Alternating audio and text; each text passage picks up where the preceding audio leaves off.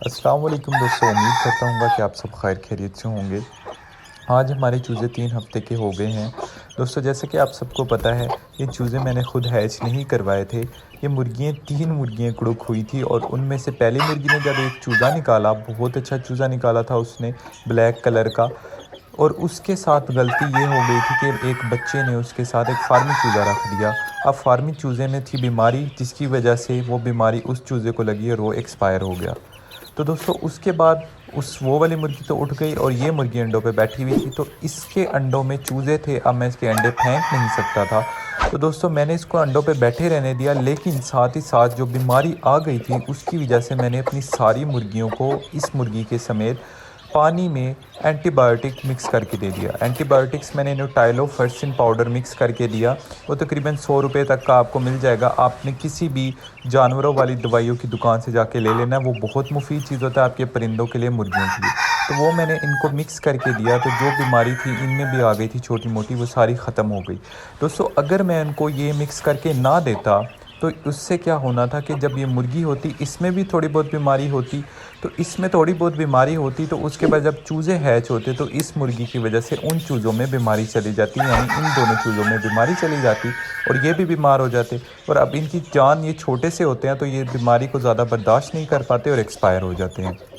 तो दोस्तों, इसलिए अगर आपने अपने चूज़ों को बीमारी से बचाना होता है तो आपने इस चीज़ का ध्यान लाजमी रखना है कि आपकी मुर्गी जो है वो सेहतमंद रहे। और अगर उसमें छोटी मोटी बीमारी है तो वो चूज़ों के हैच होने से पहले ही आपने कोशिश करनी है उनको एंटीबायोटिक देनी है, जिससे आपकी मुर्गी सेहतमंद हो जाएगी। और मुर्गी जब सेहतमंद होगी, साथ में आपके चूज़ों को भी बीमारी नहीं लगेगी और वो सेहतमंद रहेंगे।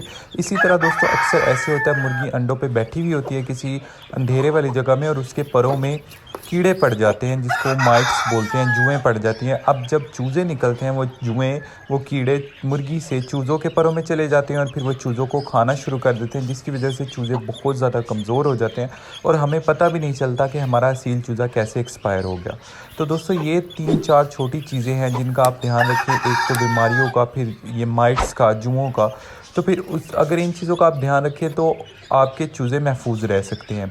उसके अलावा दोस्तों, मौसम बदलता रहता है। चूज़ों को 36 सेल्सियस टेम्परेचर चाहिए होता है एक चूज़े को, जो उसके लिए ठीक होता है। मतलब 30 तक उसके लिए ठीक होता है। 36 से ऊपर बढ़ जाए तो वो बहुत ज़्यादा टेम्परेचर हो जाता है, और अगर 30 से यानी कि 25 से नीचे चला जाए तो वो उसके लिए कम टेम्परेचर होता है। तो आप लोगों ने कोशिश करनी है, जैसे ही मौसम बदलता है, जैसा कि आजकल एकदम से सर्दी आ गई है, ठंडा मौसम हो गया, पहले बहुत ज़्यादा गर्मी थी, तो आपने अपने चूज़ों को खुला नहीं छोड़ देना। आपने अपने चूज़ों की केयर उसी तरह करनी है जैसे आप सर्दियों में करते थे, क्योंकि ये 2-4 दिन के लिए मौसम ठंडा होता है और इन्हीं दिनों में, मार्च फरवरी में, जिसकी वजह से आपके चूज़े बीमार हो सकते हैं।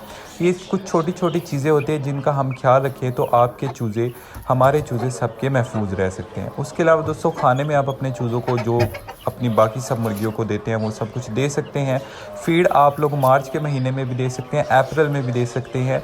और उसके अलावा छोटे चूज़ों को फ़ीड का ज़्यादा नुकसान नहीं होता, लेकिन जैसे ही वो 25 दिन से ऊपर हों, 30 दिन से ऊपर हों, तो आप उनको फ़ीड देना ख़ास तौर पे गर्मियों में छोड़ दें। सर्दियों में आप उसको आसानी से फ़ीड दे सकते हैं, जितनी भी सर्दियों के महीने होते हैं। गर्मियों में वो चूज़ा फिर ओवर हीट हो जाता है गर्मी की वजह से, तो जिसकी वजह से चूज़ा बीमार हो सकता है। तो दोस्तों, ये देखिए, अल्हम्दुलिल्लाह से दोनों एक्टिव है। दोनों के कलर चेक करें, कितने प्यारे कलर निकले हैं।